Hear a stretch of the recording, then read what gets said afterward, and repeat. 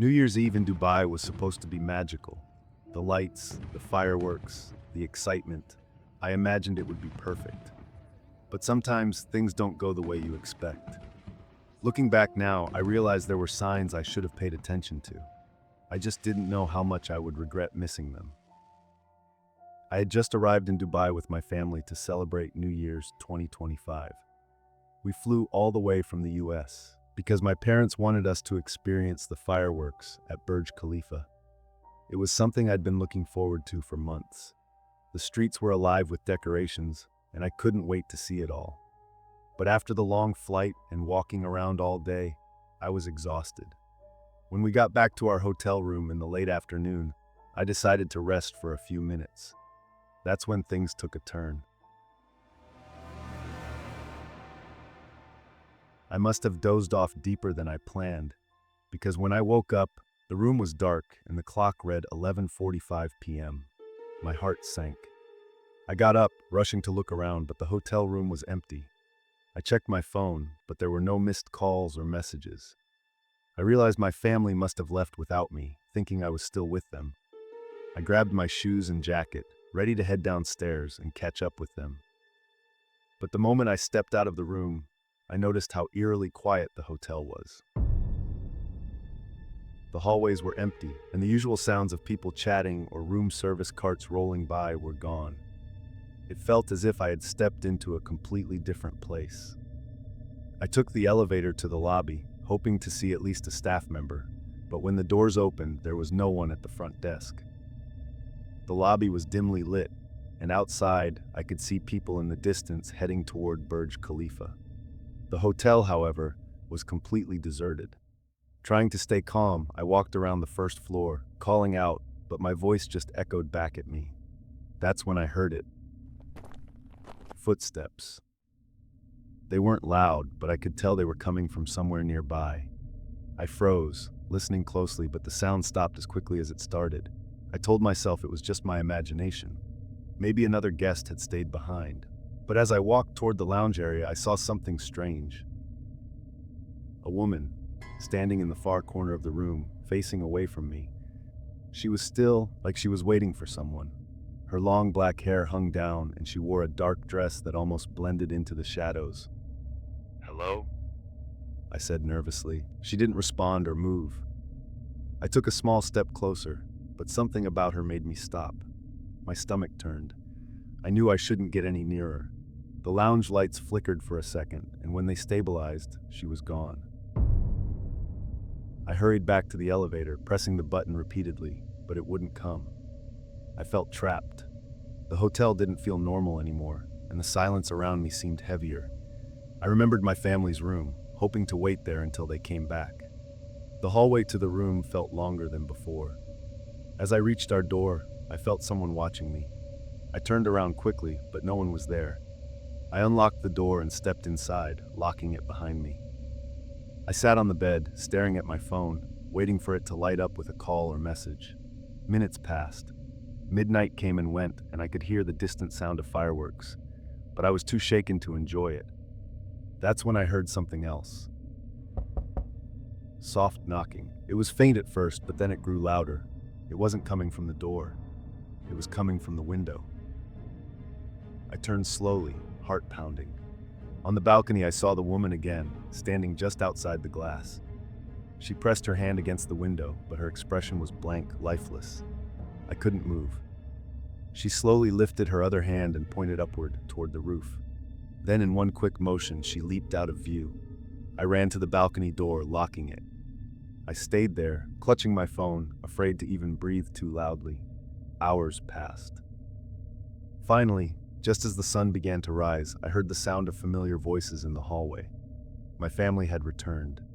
When they opened the door, I ran to them, barely holding back tears. They apologized over and over, saying they thought I had come with them. I told them what happened, but they laughed it off, thinking I had been dreaming or still half asleep. Later that day, as we checked out, I asked the receptionist if any other guests had stayed behind that night. She gave me a strange look and said the hotel had been completely empty, aside from my family. I didn't say anything after that, but as we left the hotel and drove away, I glanced back at the roof, half expecting to see her standing there. She wasn't. But even now, I can't forget her face or how she disappeared into the night.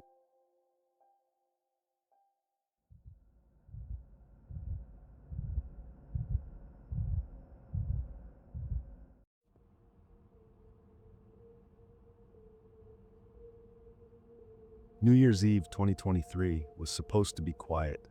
For most people, it was a night of celebration and fireworks.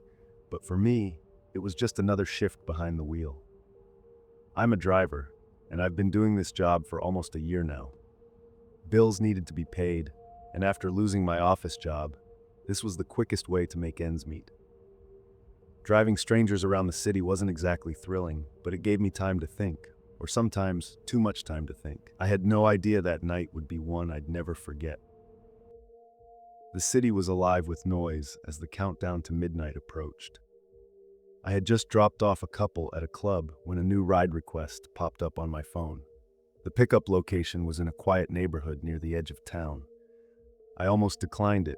The fare didn't seem worth the drive, but something about it pulled me in. I accepted and started heading over. The area was deserted, and snow had started falling gently, covering the streets in a thin white layer. The streetlights flickered as I pulled up to the house. It was an old, two-story home, dark except for a faint light in one window. I checked the app, but no one came out. I waited a few minutes, glancing at the time. Midnight was only 10 minutes away. I considered canceling the ride when the front door creaked open. A man stepped out slowly, wearing a long coat and a black hat pulled low over his face. His movements were deliberate, almost too calm for someone catching a ride on New Year's Eve. He slid into the back seat without saying a word. "Happy New Year," I said, trying to break the silence. He didn't respond. Where to? I asked, glancing at him through the rearview mirror.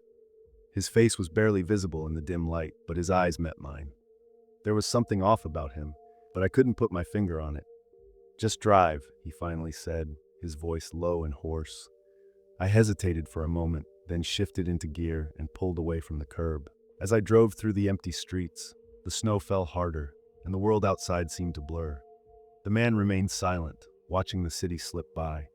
The radio crackled, and for a moment I thought I heard someone whisper my name. I turned it off, shaking my head. Must be tired, I thought. The man in the back didn't react. After 20 minutes, we were on the outskirts of the city, where the lights were few and far between.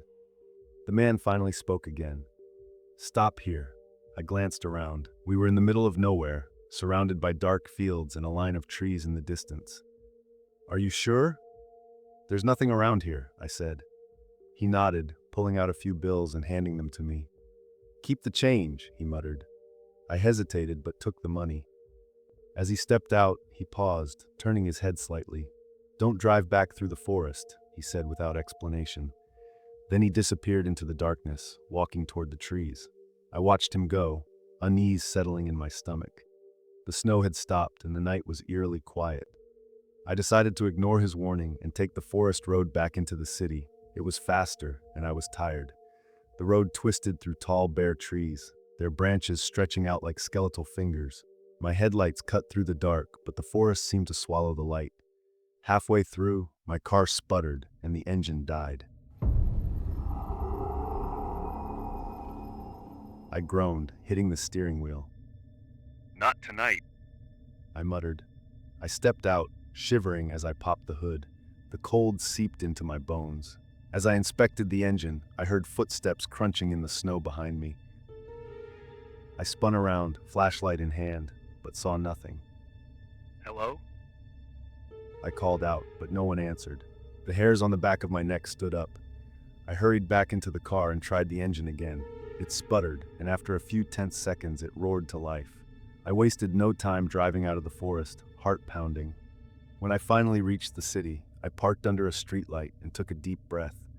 As I reached for my phone, I noticed something strange.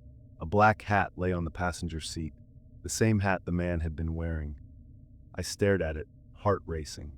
I hadn't noticed him leaving anything behind. Gripping the hat, I turned it over, and inside, scrawled in faint handwriting, was a single word: midnight. I never drove through that part of town again. And every New Year's Eve since, I make sure to stay off the roads. Some passengers, it seems, never really leave the car.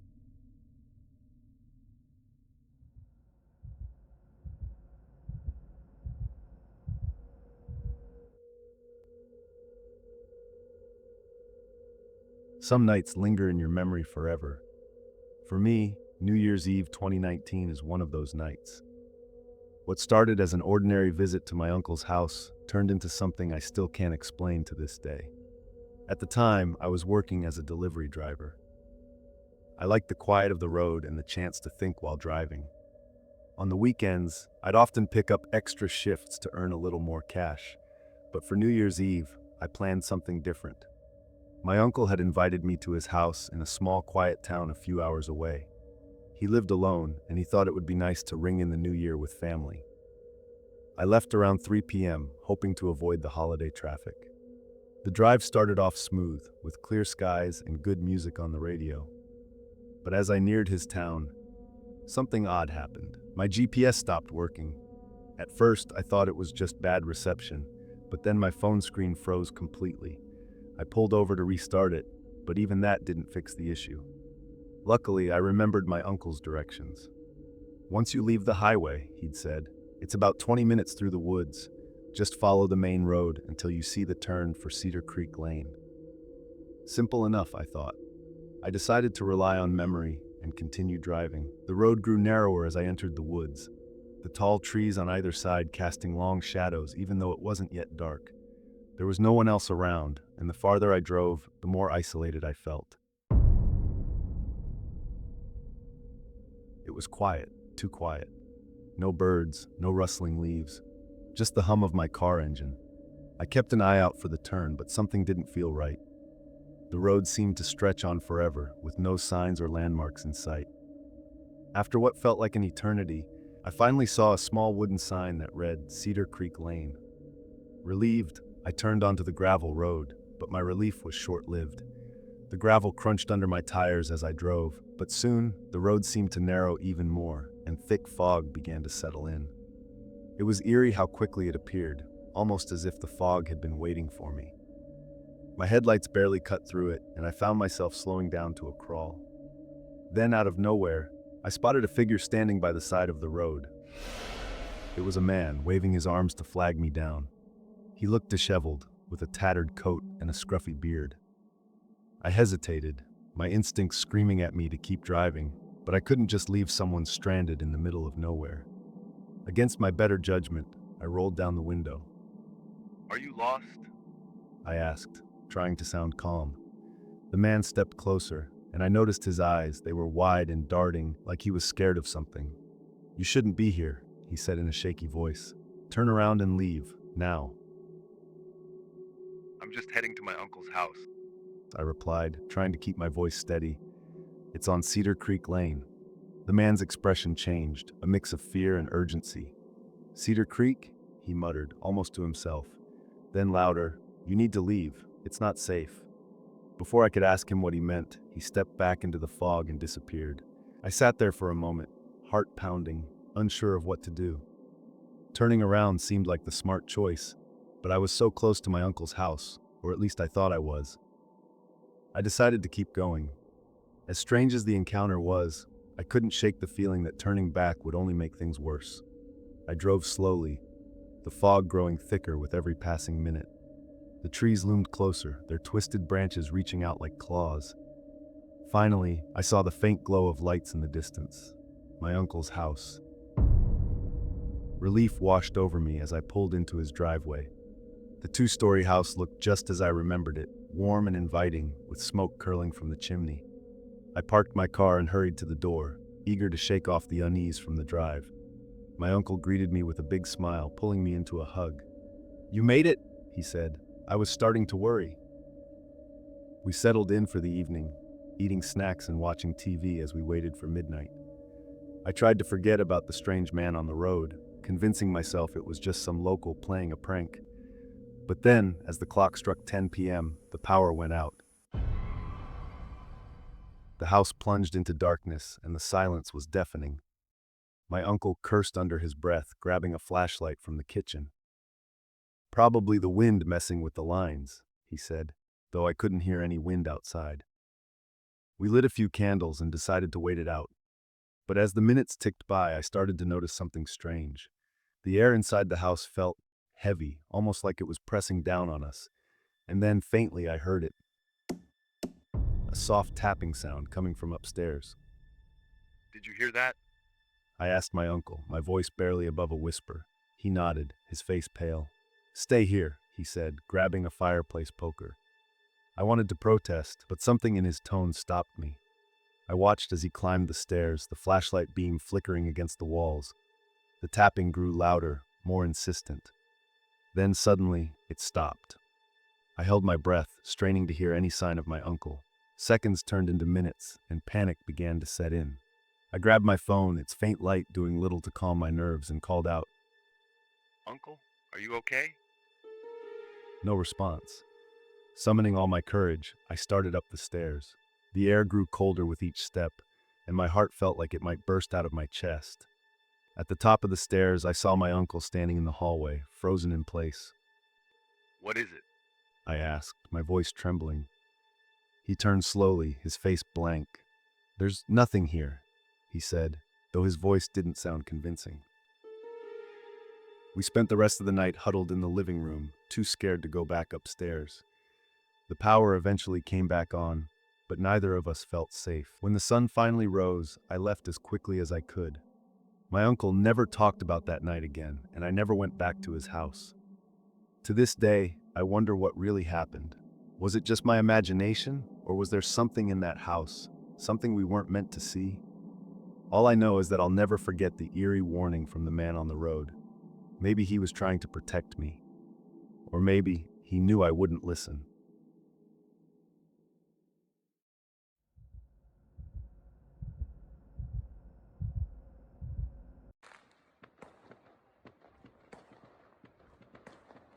New Year's Eve 2019 was supposed to be uneventful. I had recently started working as a delivery driver, a job I took to make ends meet while figuring out my next steps in life. It wasn't glamorous, but it gave me the freedom to work flexible hours and pay my bills. With no grand plans to celebrate the new year and no desire to attend noisy parties, I decided to stay home and enjoy a quiet evening. Little did I know, this night would become one I'd never forget. The day had been cold and gray, typical for late December. I finished my last delivery around 6 p.m. and headed home. My uncle had invited me to house sit while he was out of town visiting friends, and I gladly accepted. His place was bigger and cozier than my small apartment, and the thought of spending a few days there felt like a mini vacation. By the time I arrived at his house, the streets were unusually empty. Most people were likely getting ready for parties or gatherings. The quiet felt comforting as I pulled into the driveway and stepped inside, greeted by the warmth of the living room. My uncle had left everything neat and inviting, a stack of firewood by the fireplace, snacks on the counter, and a note wishing me a happy new year. I settled in, lighting a small fire and putting on a playlist of relaxing music. For dinner, I heated some leftover pasta and opened a can of soda. My plan was simple: watch a few movies, toast to the new year at midnight, and call it a night.